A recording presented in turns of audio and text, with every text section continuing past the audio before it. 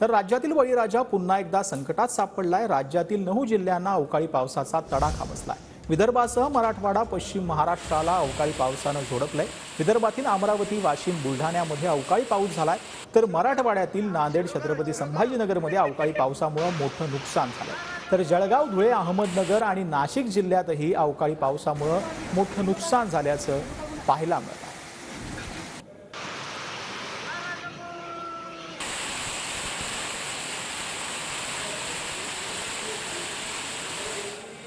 हे आपण दृश्य जे आहेत ती राज्यातल्या विविध भागातली पाहतोय। 9 जिल्ह्यांमध्ये अवकाळी पावसाचा फटका बसलाय। छत्रपती संभाजीनगर मधल्या वैजापूर तालुक्यात गारपीट झालेली आहे।